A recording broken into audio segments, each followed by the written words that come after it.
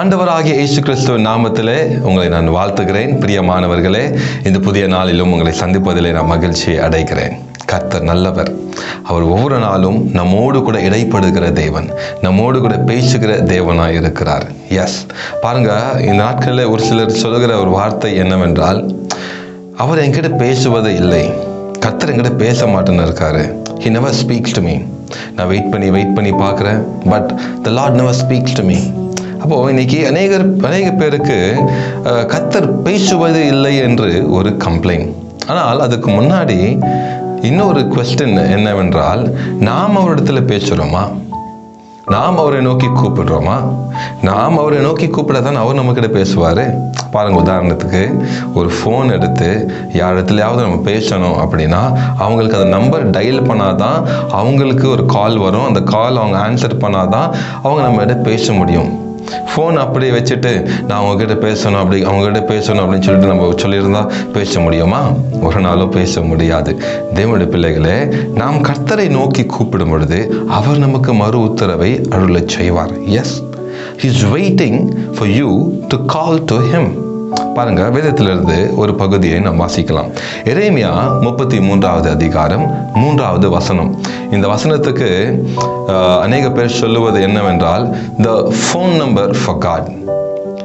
Jeremiah 33:3 God's phone number அப்படி என்று சொல்லுவாங்க. பாருங்க, வசனம் இப்படி எழுதப்பட்டிருக்கிறது.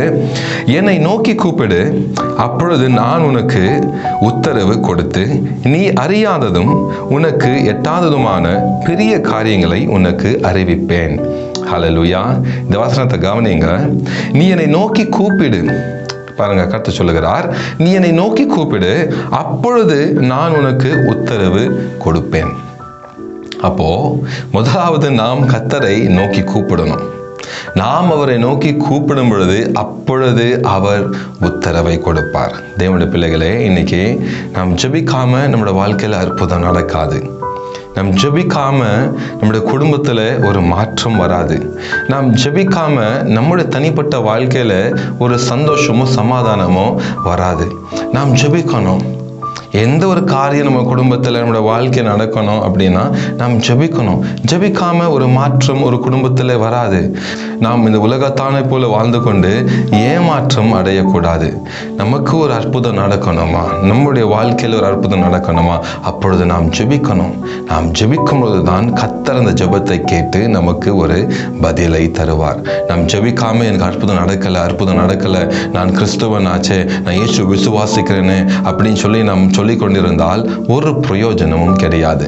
நாம் ஜெபிக்கணும். நம்முடைய வாழ்க்கையில் ஏதாவது ஒரு மாற்றம் நடக்கணுமா, நாம் ஜெபிக்கிறோம். தேவனுடைய பிள்ளைகளே, கர்த்தர் சொல்லுகிறார், நீ என்னை நோக்கி கூப்பிடு, அப்பொழுது நான் உனக்கு உத்தரவை கொடுத்து நீ அறியாததும் உனக்கு எட்டாததுமான பெரிய காரியங்களை நான் உனக்கு அறிவிப்பேன்.